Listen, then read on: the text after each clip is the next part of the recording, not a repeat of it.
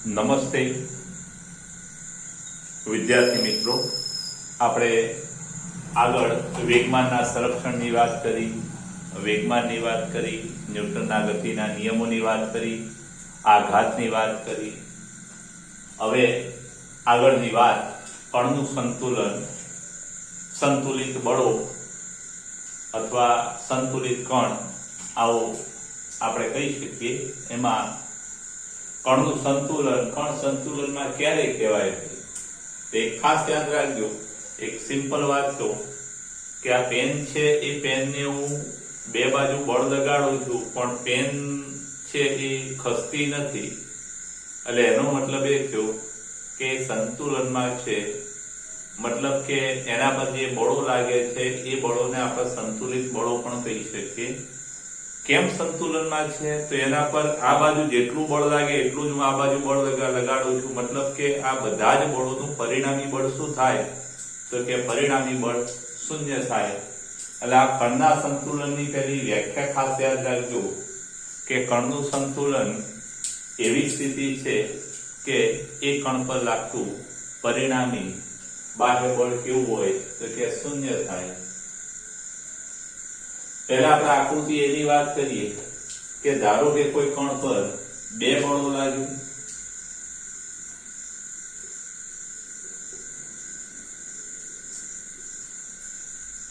ધારો કે કોઈ કણ પર સદિશ F1 અને સદિશ F2 બળો લાગે છે.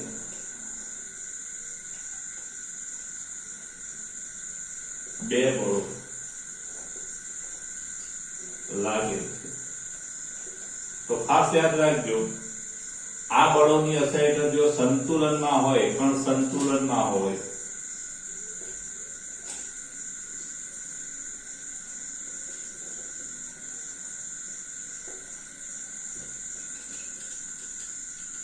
તો પરિણામી બળ શું થાય? એટલે કે સરવાળો કરીએ એટલે પરિણામી બળ કહેવાય. બંને બળોનો સદિશ સરવાળો, એને આપણે શું કહીએ છીએ? પરિણામી બળ. તો પરિણામી બળ કેવું થાય? તો કે પરિણામી બળ શૂન્ય થાય. અને પરિણામી બળ શૂન્ય થાય માટે સદિશ F1 બરાબર શું થાય? કે માઇનસ સદિશ F2.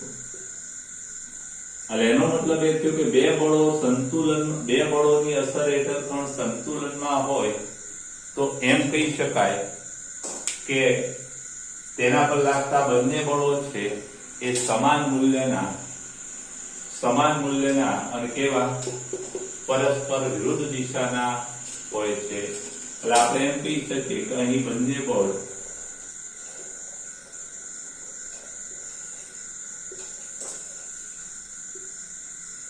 સમાન અને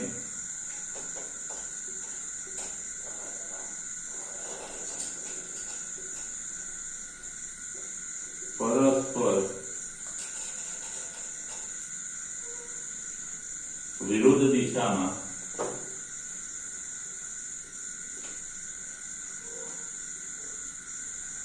હોય છે.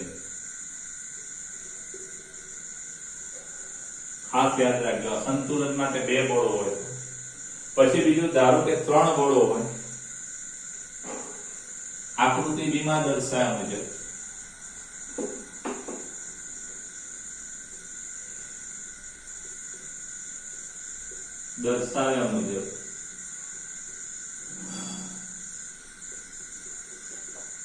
ત્રણ બળ કોઈ કણ પર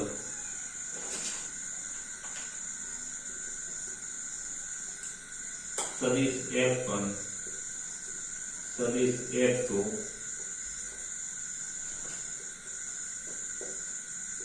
અને સદિશ F3 બળો લાગે છે અને કણ સંતુલનમાં છે. તો સંતુલન માટે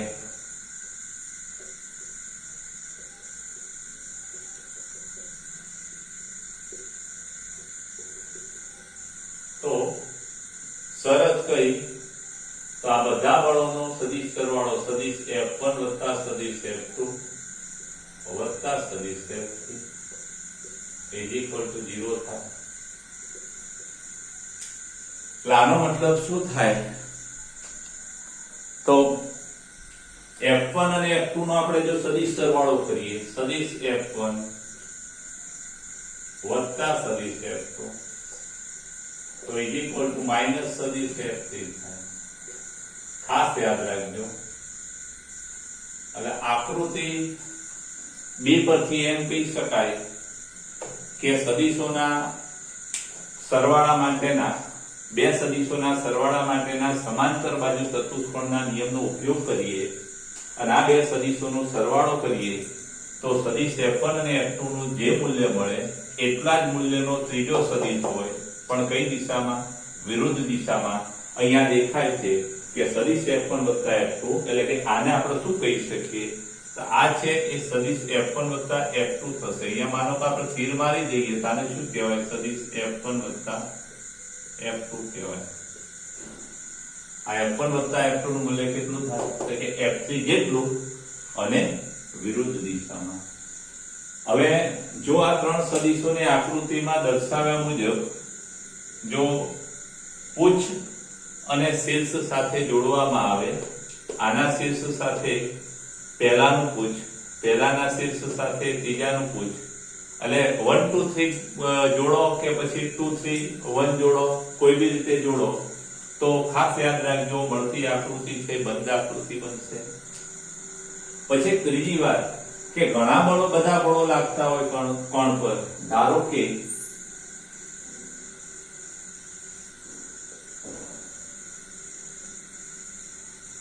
સંતુલનમાં રહેલા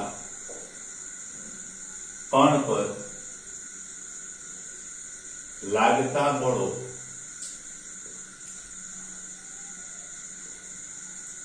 સદિશ F1 સદિશ F2 સદિશ Fn છે. તો અહીંયા આપણે એમ કહી શકીએ કે આ બધાનો સદિશ સરવાળો શું થાય તો કે બધાનો સદિશ સરવાળો પણ શું થાય? શૂન્ય થાય. એટલે આ સદિશોને પણ તમે આવી રીતે હેડ ટુ ટેલ એટલે કે શીર્ષ સાથે બીજાનું પૂછ, એના શીર્ષ સાથે ત્રીજાનું પૂછ, એના શીર્ષ સાથે ચોથાનું પૂછ આ રીતે જોડો તો આવી બંધ આકૃતિ બને. માનો કે આ 6 સદિશો લીધા, માનો પણ સંતુલનમાં હોય તો આ બધા સદિશો આ રીતે જોડવામાં આવે 1 2 3 4 5 અને 6 તો આ બંધ આકૃતિ બને આવી. ખાસ યાદ રાખજો. હવે આમાં એક ટેક્સ્ટ કરતા આપણે થોડા આમાં જુદું કરી નાખીએ. આમાં આ જે છે ને એને હું F1 કહી દઉં અને આને હું F2 કહી દઉં કે જેથી કરીને આ શું છે ક્રમ જળવાય એટલે તમને ખ્યાલ જલ્દી આવે, કઈ ફેર ના પડે. ટેક્સ્ટમાં જે ખોટું નથી પણ આ ક્રમ તમને સારી ખબર પડે 1 2 3.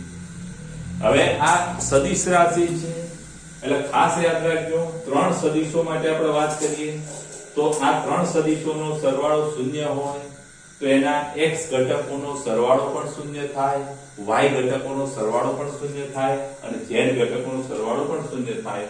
આ સમીકરણને આપણે 1 કહીએ, આ સમીકરણ છે એને આપણે 2 કહીએ. તો સમીકરણ 2 ને ઘટકોના સ્વરૂપમાં લખતા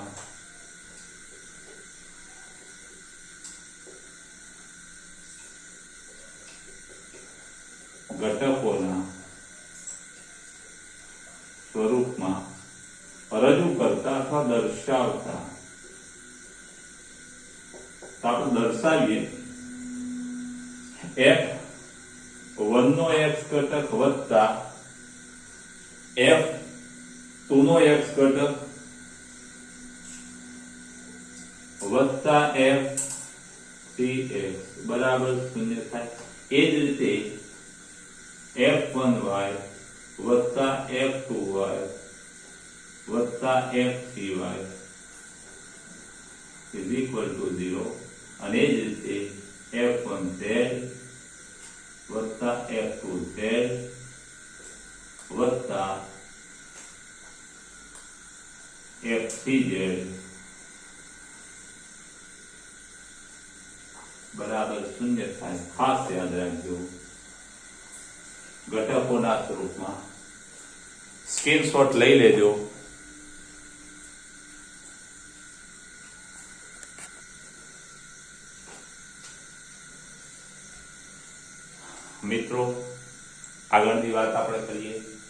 યંત્રશાસ્ત્રમાં સામાન્ય બળો મુદ્દો છે આપણો 5.9.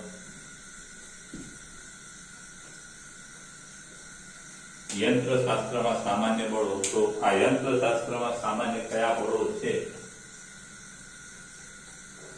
ખાસ યાદ રાખજો. તેમાં પહેલી આપણે વાત કરીએ તો જુદા જુદા પ્રકારના બળોમાં ગુરુત્વાકર્ષણ બળ છે એ તો બધે જ વ્યાપ્ત છે. પૃથ્વીની સપાટીની આજુબાજુ કોઈ પદાર્થની વાત કરવાની હોય તો કે પૃથ્વીનું ગુરુત્વાકર્ષણ બળ એના પર લાગે છે. એટલું જ નહીં, પણ આપણે જે ગ્રહોની ગતિ છે એ ગ્રહોની ગતિ પણ આ ગુરુત્વાકર્ષણ બળના કારણે નિયંત્રિત છે. પૃથ્વીની આજુબાજુ ચંદ્ર ફરે છે, તે ફરે છે કેમ, વર્તુળાકાર ગતિ કેમ કરે છે, તો પૃથ્વીનું એના પર જરૂરી કેન્દ્રગામી બળ છે એ ગુરુત્વાકર્ષણ બળ છે પૃથ્વીનું એ પૂરું પાડે છે. અને સૂર્યની આજુબાજુ પણ આ બધા ગ્રહો જે ગતિ કરે છે એના માટે પણ આ કયા બળો જવાબદાર છે, તો ખાસ આ ગુરુત્વાકર્ષણ બળો જવાબદાર છે. એટલે યંત્રશાસ્ત્રમાં જે પહેલા મૂળભૂત બળની વાત કરીએ તો એ છે ગુરુત્વાકર્ષણ બળ.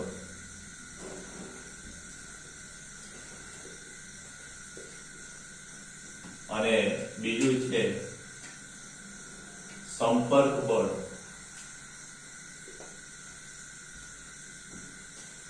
ગુરુત્વાકર્ષણ બળ અને બીજું સંપર્ક બળ અથવા ગુરુત્વાકર્ષણ બળો અને સંપર્ક બળો. આજે સંપર્ક બળોની આપણે વાત કરીએ તો ખાસ યાદ રાખજો કે સંપર્ક બળ આવે એટલે આપણે પહેલી જ વાત કરીએ કે સંપર્કમાં કેવા પદાર્થો હોય તો કે પ્રવાહી અને વાયુ અથવા પ્રવાહી અને ઘન પદાર્થ અથવા બે ઘન પદાર્થો અથવા કોઈ બે પ્રવાહીઓ પણ હોઈ શકે. તો આવા ઘન અને પ્રવાહી પદાર્થો છે એકબીજાના સંપર્કમાં હોય ત્યારે, અથવા બે ઘન પદાર્થોની સપાટીઓ એકબીજાના સંપર્કમાં હોય, પ્રવાહીની સપાટીઓ એકબીજાના સંપર્કમાં હોય ત્યારે આવા સંપર્ક બળો ઉદ્ભવતા હોય છે. સંપર્ક બળોની બીજી આપણે વાત કરીએ તો ધારો કે કોઈ બે ટેબલની સપાટી પર કોઈ પુસ્તક પડેલું હોય, તે ટેબલની સપાટી પર પડેલા આ એક સપાટી છે અને એ સપાટી પર સામાન્ય આ એક આપણે વસ્તુ મૂકેલી છે. તો આ વસ્તુની સપાટી વચ્ચે સંપર્ક બળો લાગતા હોય છે.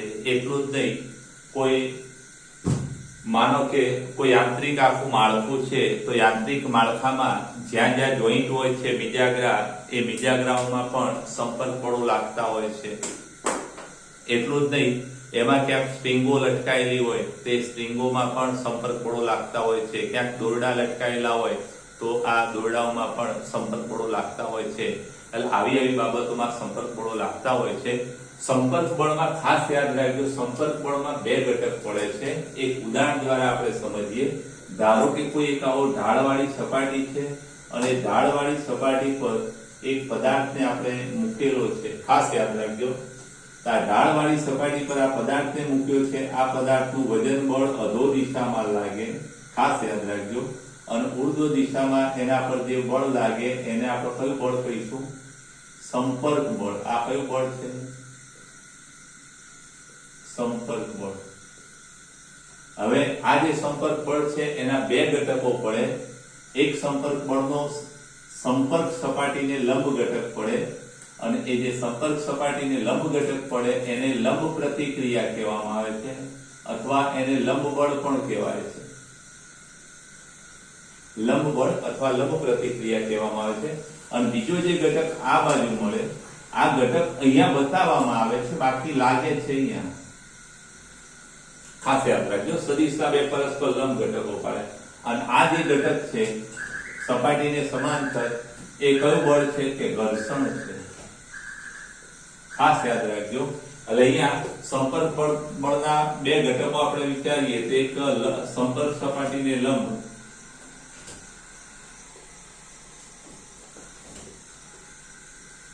લંબ ઘટક, જેને કયું બળ કહેવાય? લંબ બળ, અથવા એના માટે બીજો શબ્દ છે લંબ પ્રતિક્રિયા.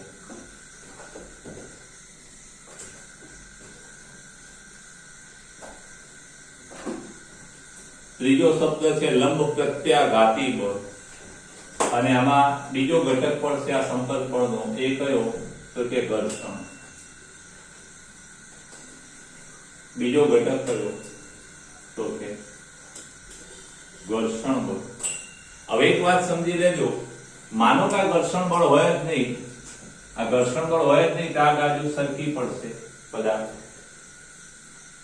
એક આ વાત. પછી પ્રવાહીની આપણે વાત કરીએ તો કોઈ ધારો કે પ્રવાહી છે અને એ પ્રવાહીની અંદર કોઈ પદાર્થ મૂકવામાં આવે તો એ પ્રવાહી દ્વારા એ પદાર્થ પર ઉર્ધ્વ દિશામાં એક બળ લાગે છે, અને એ જે બળ છે એ કયું બળ છે તો કે એ બળ છે સંપર્ક બળની જે આપણે વાત કરી રહ્યા છીએ, એ જે બળ છે એ ઉત્પ્લાવક બળ. ખાસ યાદ રાખજો.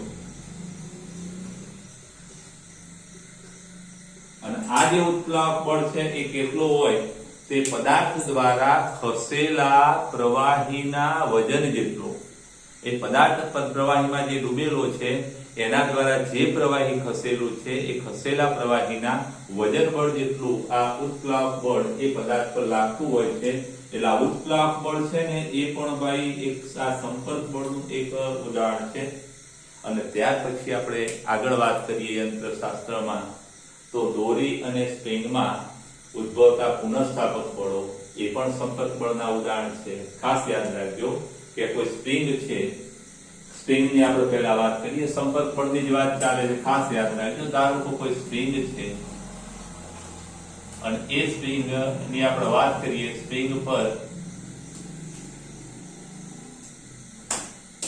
જ્યારે આ સ્પ્રિંગના છેડા પર કોઈ પદાર્થ લટકાવવામાં આવે એટલે તરત જ આ સ્પ્રિંગ છે ખેંચાશે. 1 2 3 4 1 2 3 4 સ્પ્રિંગ ખેંચાશે અને એની લંબાઈમાં છે એ કેટલો તો કે કંઈક વધારો થશે. હવે લંબાઈમાં x જેટલો વધારો થાય એટલે આ સ્પ્રિંગમાં ઉર્ધ્વ દિશામાં એક બળ લાગે અથવા એની લંબાઈના ફેરફારની વિરુદ્ધ દિશામાં બળ લાગે, અને એ જે બળ છે એ બળને આપણે કયું બળ કહીશું તો એ જે બળ છે એ બળને આપણે કયું બળ કહીએ છીએ કે પુનઃસ્થાપક બળ F બરાબર -kx. આ માઇનસ કેમ કહેવામાં આવે તો ખાસ યાદ રાખજો કે એ સ્થાનાંતરની વિરુદ્ધ દિશામાં, લંબાઈના ફેરફારની વિરુદ્ધ દિશામાં લાગે છે, માટે અહીંયા માઇનસ છે. કે છે એને બળ સળંગ કહેવામાં આવે છે. એટલે આ બ્લોક છે પોતાનું વજન બળ ધરાવે. આમ તો જો આ જે સ્પ્રિંગ છે એમાં જો પુનઃસ્થાપક બળ હોય જ નહીં તો આ પદાર્થ આખો સીધો જમીન પર અડી જાય, ખ્યાલ આવ્યો. પણ આ પુનઃસ્થાપક બળના કારણે આ પદાર્થ છે અહીંયા સમતોલન સ્થિતિ પ્રાપ્ત કરે છે. સંતુલન સ્થિતિ તમે ભણ્યા એટલે ખબર પડશે કે આ વજન બળના બંને કેવા થવા જોઈએ, સમાન મૂલ્યના અને વિરુદ્ધ દિશામાં. એટલે ખાસ યાદ રાખજો મિત્રો કે અહીંયા સ્પ્રિંગ છે એ સ્પ્રિંગને આપણે દબાવીએ અથવા તો ખેંચીએ અને એની લંબાઈમાં x જેટલો ફેરફાર કરીએ ત્યારે એમાં વિરુદ્ધ દિશામાં સ્થિતિસ્થાપકતાના ગુણધર્મના લીધે એક પુનઃસ્થાપક બળ પેદા થાય છે, અને એ પુનઃસ્થાપક બળ સદિશ F બરાબર -kx. અહીંયા ઋણ નિશાની શું સૂચવે છે તો કે લંબાઈના ફેરફારની વિરુદ્ધ દિશામાં આ બળ લાગે છે. જો સ્પ્રિંગનું સંકોચન થાય તો બળ આમ લાગે, સ્પ્રિંગને ખેંચો તો આ દિશામાં લાગે. એટલે સ્પ્રિંગને તમે આમ ઉપર તરફ દબાવો તો નીચે તરફ બળ પેદા કરે, અને સ્પ્રિંગને ખેંચો તો ઉપર તરફ બળ લગાડે. એટલે સંકોચન કરો તો વિસ્તરણની દિશામાં બળ લાગ્યા, અને વિસ્તરણ કરો તો સંકોચનની દિશામાં. એટલે આ પણ એક સંપર્ક બળનું ઉદાહરણ છે, પુનઃસ્થાપક બળ. પછી આપણે વાત કરીએ દોરી, તો ખાસ યાદ રાખજો કે આ દોરીમાં ઉદ્ભવતું જે તણાવ બળ છે, આ દોરી છે અને એ દોરીના છેડે તમે ક્યાંક આવા ઝાડ પર દોરી બાંધી અને નીચે ક્યાંક હિંચકા પણ તમે ઝૂલ્યા હશો, ક્યાંક વળવાઈને પકડીને પણ તમે ઝૂલ્યા હશો. તો ખાસ યાદ રાખજો આવું જો દોરડું હોય અને એ દોરડા પર કોઈ પદાર્થ લટકાવવામાં આવે અથવા એ દોરડાને ખેંચવામાં આવે તો દોરડામાં જે ઉત્પન્ન થાય છે એને તણાવ બળ કહેવાય છે. કયું બળ? તણાવ બળ, અથવા એને ખાલી તણાવ પણ કહેવામાં આવે છે. અને આ જે તણાવ બળ છે એ પણ એક સંપર્ક બળનું ઉદાહરણ છે, ખાસ યાદ રાખજો. અને એ જે તણાવ બળ સામાન્ય રીતે આપણે શું કરીએ છીએ કે દોરીમાં ઉદ્ભવતું તણાવ બળ છે ને એ બધે જ એક સરખું હોય છે, પણ ખાસ યાદ રાખજો કે નહિવત દળ ધરાવતી અથવા અવગણ્ય દળ ધરાવતી પાતળી દોરી લીધેલી હોય તો એમાં એના માટે આ બાબત છે એ સત્ય છે, એટલે કે દોરીમાં બધે જ તણાવ બળ કેવું હોય, સમાન હોય છે, પણ જો દોરડી ખૂબ જાડી હોય, વજનવાળી હોય તો ઉપર તરફ જઈએ એમ તણાવ બળ વધતું જાય નીચે કરતા, એટલે આ તણાવ બળ છે એ પણ સંપર્ક બળ છે. અને હવે આપણે વાત કરીએ તો મૂળભૂત બળો. મૂળભૂત બળોમાં 4 બળો આપણે પહેલા ચેપ્ટરમાં ભણ્યા: ગુરુત્વાકર્ષણ બળ, વિદ્યુત ચુંબકીય બળ, પછી ત્રીજું બળ સ્ટ્રોંગ ન્યુક્લિયર બળ, પ્રબળ ન્યુક્લિયર બળ, અને છેલ્લું વીક ન્યુક્લિયર બળ. આવા 4 બળો. એમાં ખાસ યાદ રાખજો કે વીક ન્યુક્લિયર બળ અને પ્રબળ ન્યુક્લિયર બળ એ ખૂબ લઘુઆંતરી બળ છે. એના બળોની જે અવધિ છે 10⁻15 મીટરના ક્રમની છે. એટલે એ જે 2 બળો છે વીક ન્યુક્લિયર બળ અને પ્રબળ ન્યુક્લિયર બળ, એને આપણે આ ચેપ્ટરમાં અથવા આ મૂળ યંત્રશાસ્ત્રના સામાન્ય બળોમાં લઈશું નહીં. આપણે માત્ર 2 બળો, કયા? એક ગુરુત્વાકર્ષણ બળ અને બીજું કયું? વિદ્યુત ચુંબકીય બળ. એમાં બી વિદ્યુત ચુંબકીય બળમાં પણ આપણે માત્ર વિદ્યુત બળની જ વાત કરીશું. હવે ખાસ યાદ રાખજો, આ બધા જે સંપર્ક બળોની વાત આવે છે, આ સંપર્ક બળોનું ઉદ્ગમ એટલે બીજું કંઈ નથી, વિદ્યુત બળ છે. આપણે યંત્રશાસ્ત્રમાં વિદ્યુત અને ચુંબકીય ક્ષેત્રોનો વાત એમાં સમાવેશ કરતા નથી. આમ છતાં આ જે બળો લાગે છે એ આ સંપર્ક બળો લાગે છે એ વિદ્યુત બળના કારણે છે. ખાસ યાદ રાખજો, કોઈ પણ પદાર્થ છે એ પદાર્થના પરમાણુઓમાં ન્યુક્લિયસમાં પ્રોટોન હોય અને કક્ષામાં ફરતા ઇલેક્ટ્રોન હોય છે, એટલે કે ધન અને ઋણ વિદ્યુતભાઈ કણો તો હોય જ છે એમાં, અને એ વિદ્યુતીય આકર્ષણ બળ ધરાવતા હોય, ધન ઋણ અને ઋણ વચ્ચે અપાકર્ષણ, આવું બધું તમે ભણી ગયા છો.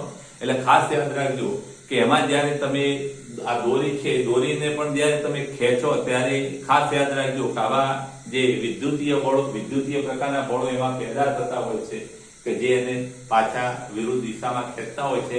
ખાસ યાદ રાખજો, આમાં જે તણાવ બળ પેદા થાય છે એ પણ એક પ્રકારનું પુનઃસ્થાપક બળ જ છે, પણ એમાં જે બળ અચળાંક છે, દોરીનો બળ અચળાંક છે, સ્ટ્રિંગ કરતા ખૂબ જ મોટો હોય છે, અને ખૂબ જ મોટો હોય છે માટે એની લંબાઈમાં થતો ફેરફાર છે એ ખૂબ ઓછો હોય છે. ખાસ આટલી વાત તમે યાદ રાખજો. સ્ક્રીનશોટ લેવો હોય તો તમે લઈ લેજો. મિત્રો, નેક્સ્ટ ટોપિક ઘર્ષણ. અને ઘર્ષણમાં 2 વિભાગ છે, એક સ્થિત ઘર્ષણ, ગતિ ઘર્ષણ, અને ત્રીજું રોલિંગ. આવા 3 ભાગ છે. એમાં ઘર્ષણમાં પહેલી આપણે વાત કરીએ સ્થિત ઘર્ષણ. તો ખાસ યાદ રાખજો, વર્ણન હું લખતો નથી, હું બોલી જઈશ.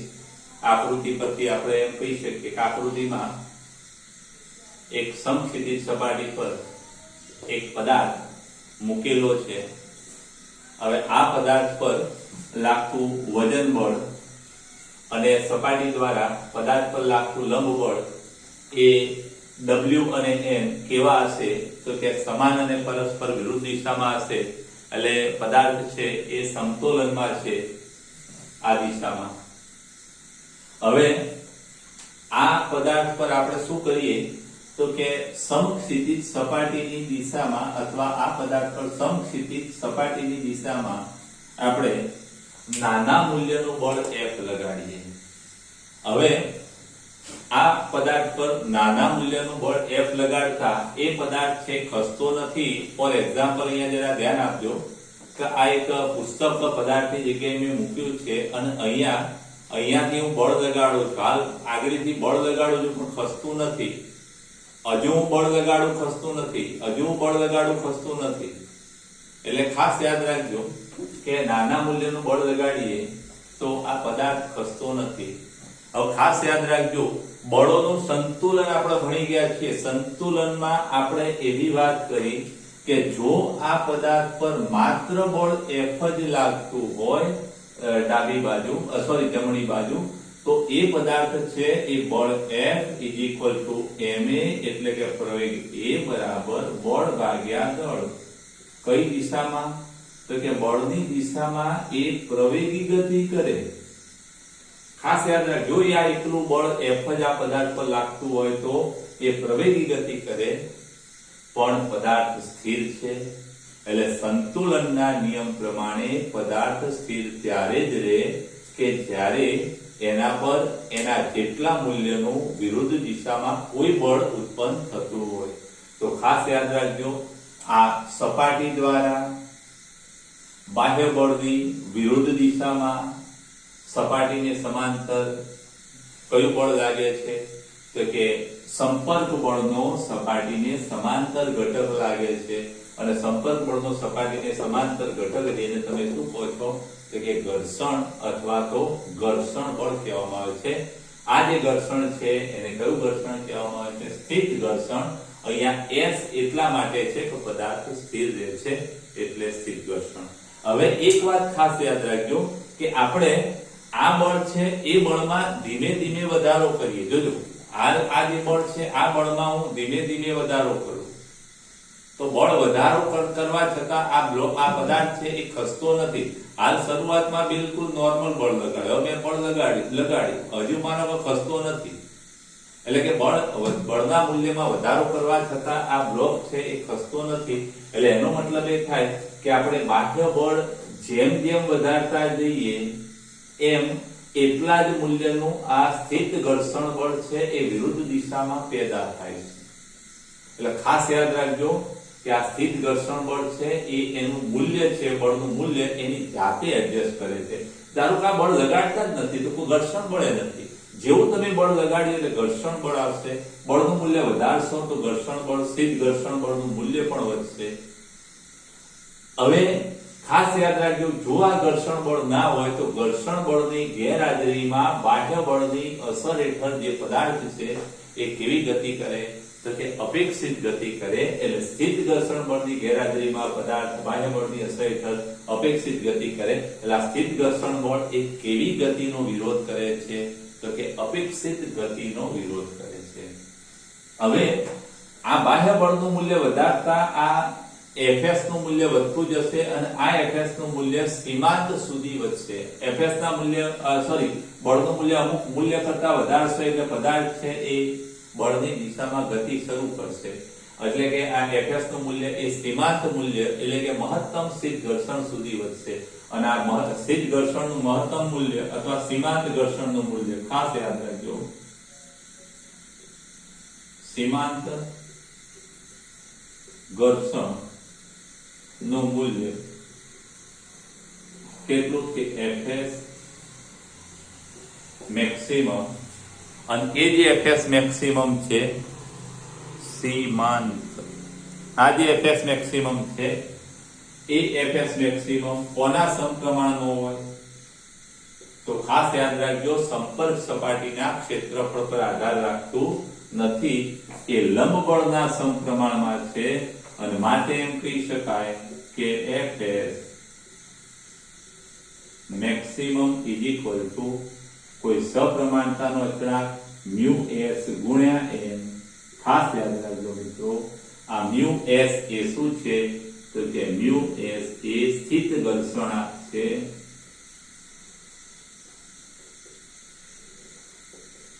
સ્થિત ઘર્ષણાંક. અને કઈ બાબત પર આધાર રાખે? તો સપાટીઓના પ્રકાર પર. ખાસ યાદ રાખજો, સપાટીઓના પ્રકાર પર આધાર રાખે. ખાસ યાદ રાખજો આ બાબત જરા તમે ઉતારી દેજો સારા અક્ષરે.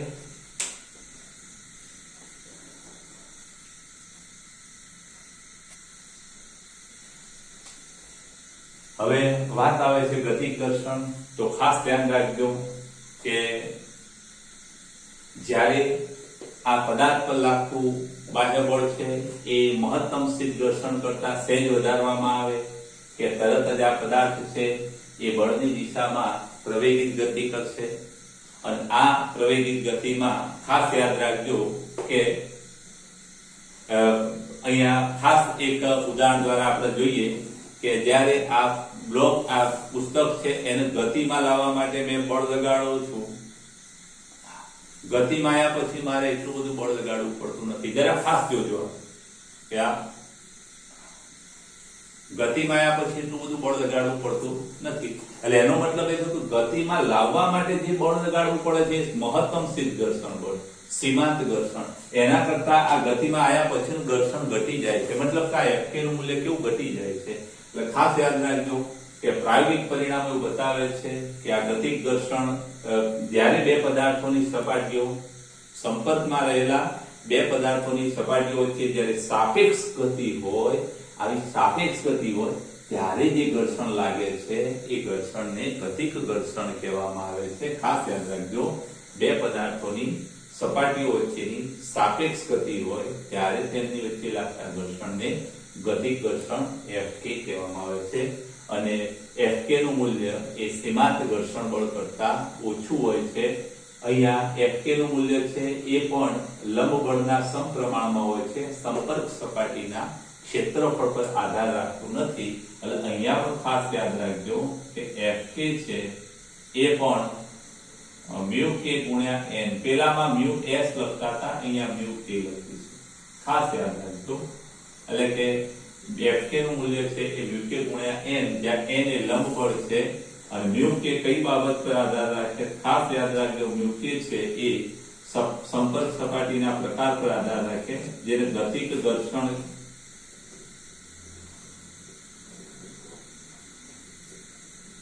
ગતિક ઘર્ષણ કહે છે. અને કઈ બાબત પર આધાર રાખે? તો ખાસ યાદ રાખજો, સંપર્ક સપાટીઓના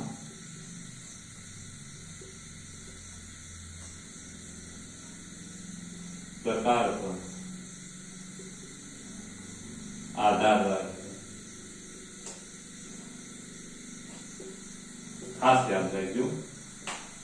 હવે એક વાત ખાસ યાદ રાખજો, જ્યારે પદાર્થ અહીંયા ગતિક ઘર્ષણ બળ લાગતું હોય ત્યારે આ પદાર્થ છે એ કેટલા પ્રવેગથી ગતિ કરે? તો ખાસ યાદ રાખજો, જો F ગ્રેટર ધેન Fk હોય તો પ્રવેગ એ બરાબર શું થાય? તો કે પરિણામી બળ કેટલું થાય? તો કે બાહ્ય બળ આટલું, એમાંથી ઘર્ષણ બળ આપણે બાદ કરો અને છેદમાં દળ. પરિણામી બળ કેટલું? કે આ બાજુનું બળ, એમાંથી આ બાજુનું બળ બાદ કરો, આમાંથી આ બાદ કરો એટલે પરિણામી બળ. પછી માનો કે તમે F બરાબર Fk હોય તો પ્રવેગ a બરાબર 0. આ બંને સમાન હોય તો પરિણામ શું થાય? 0. અને માનો કે F બરાબર 0, માટે જ્યારે પદાર્થ પર લાગતું બાહ્ય બળ તમે બંધ કરો ત્યારે એ પદાર્થ છે એ કેવી ગતિ કરે? તો કે a બરાબર -Fk ભાગ્યા m આટલા પ્રતિ પ્રવેગથી ગતિ કરી અને અટકી જશે. ખાસ યાદ રાખજો, આ ગતિક ઘર્ષણ છે એ વાસ્તવિક સાપેક્ષ ગતિનો વિરોધ કરે છે. ખાસ યાદ રાખજો, સ્થિત ઘર્ષણ છે એ અપેક્ષિત ગતિનો વિરોધ કરે, જ્યારે આ ગતિક ઘર્ષણ છે એ બે સપાટીઓ વચ્ચેની સાપેક્ષ ગતિ અથવા તો વાસ્તવમાં દેખાતી સાપેક્ષ ગતિઓનો શું કરે છે? એ વિરોધ કરે છે. ખાસ યાદ રાખજો. હવે આ જે બાબતો આપણે ભણ્યા એમાં એક વાત ખાસ યાદ રાખજો, સ્થિત ઘર્ષણમાં Fs છે એના કરતા Fs છે એ વધતું ક્યાં સુધી વધે? તો કે Fs મેક્સિમમ સુધી વધે. અને Fs મેક્સિમમ એટલે μsn. એટલે ખાસ યાદ રાખજો, સ્થિત ઘર્ષણમાં Fs less than or equal to μsn છે. અને આપણે આમ લખીએ તમને જલ્દી ખબર પડશે. Fs અને એક ખાસ યાદ રાખજો કે આ Fk નું મૂલ્ય છે